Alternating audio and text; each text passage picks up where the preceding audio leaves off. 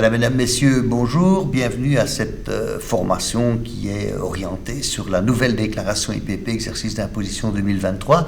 Un petit changement par rapport aux années précédentes, c'est que ceci vous est présenté en 6 petits modules d'1 heure à peu près. On n'est pas à 1 minute près.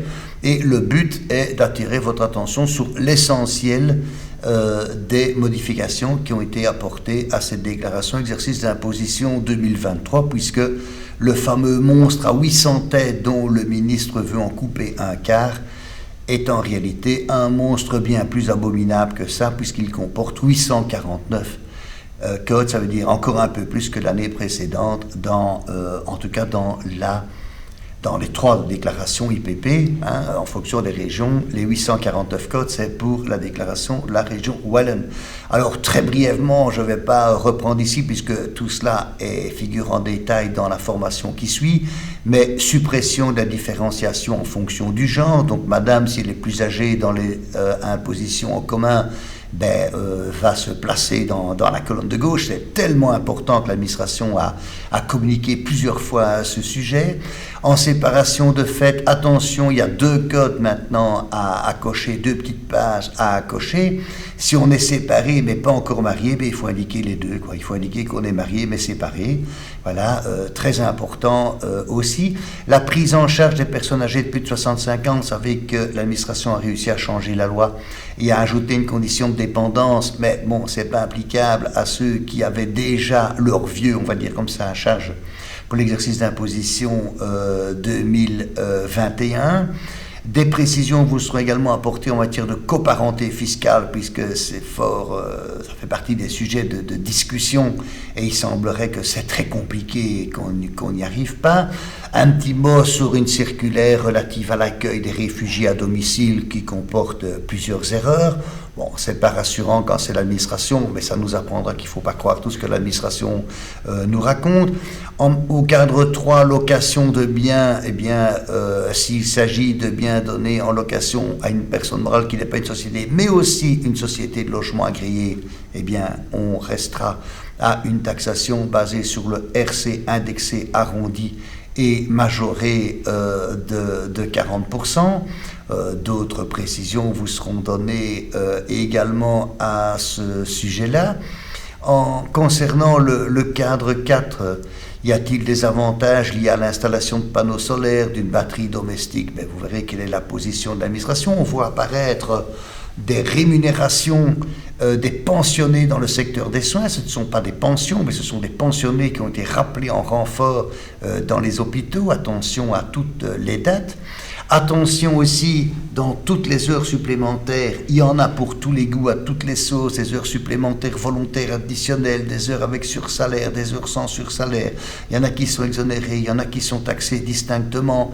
Les toutes dernières apparues en la matière sont les heures de relance, et donc qui, elles, bénéficient d'une exonération fiscale. Ne pas se tromper dans leur mention dans la déclaration et ne pas nécessairement se baser sur les fiches à ce niveau-là.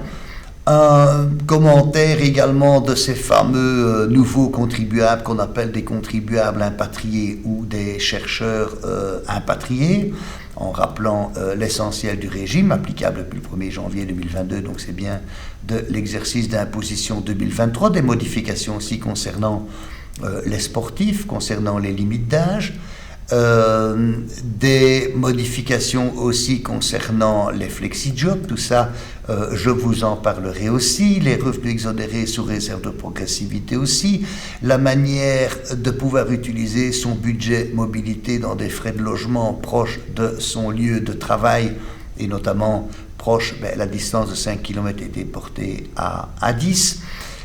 Dans le cadre des pensions, il n'y a que les sportifs qui sont concernés. Vous savez qu'avant, ils pouvaient partir à 35 ans et on considérait fiscalement qu'ils en avaient 60. C'est peut-être vrai dans les faits, mais avec taxation distincte à 20%, tout ça est prévu. Droit d'auteur, les modifications intervenues avec la loi programme sont applicables seulement depuis le 1er janvier 2023, donc ce sera de l'exercice 2024, mais on rappelle deux, trois trucs, dont une curiosité de l'administration fiscale.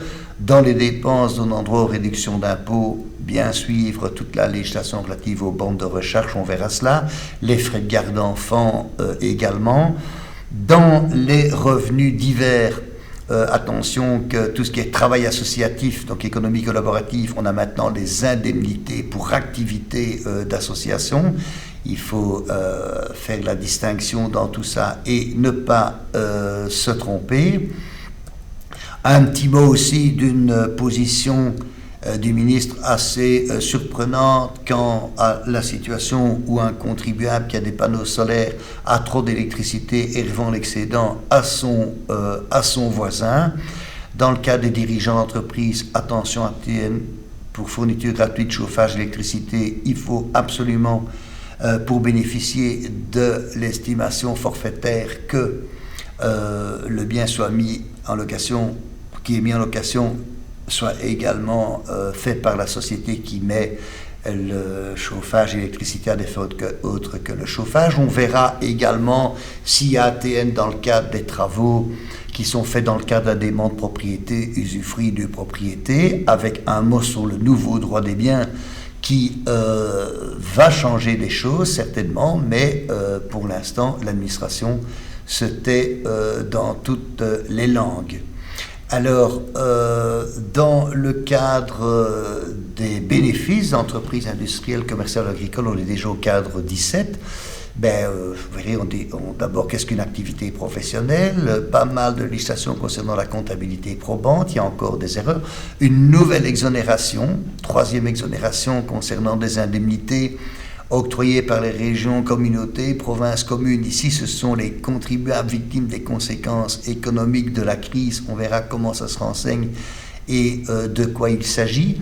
En matière de droit passerelle en faveur des travailleurs indépendants, c'est l'administration qui a fixé le régime fiscal qu'elle maintient deux possibilités, mais je vous dirais que la loi programme du 26 décembre 2022 a tout retravaillé pour rendre, puisqu'il y en avait partout, on ne s'y retrouvait plus, donc ça c'est une bonne chose, mais c'est en vigueur le 1er janvier 2023.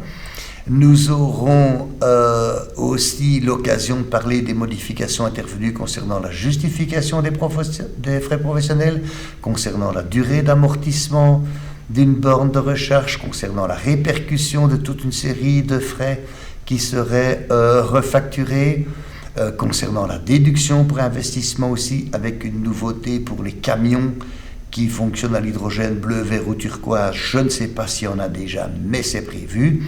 Concernant les profits de profession libérale, j'attirerai votre attention sur le fait qu'il faut se méfier de ce qui est indiqué sur les fiches et des erreurs qu'on peut commettre. J'attirerai aussi votre attention sur le fait qu'il faut être cohérent, il ne faut pas faire une déclaration et puis en faire une autre qui est en contradiction totale avec celle qui a été donnée. Et concernant les profits, article 362, les fameux subsides en capital obtenus des pouvoirs publics, et bien maintenant, la taxation étalée a aussi été étendue aux contribuables qui recueillent des profits, et ce n'était pas le cas. Le forfait particulier de charge pour les accueillants d'enfants autonomes, l'administration vient de nous annoncer que les forfaits ont changé, les deux forfaits, attention, applicables 1er janvier 2023.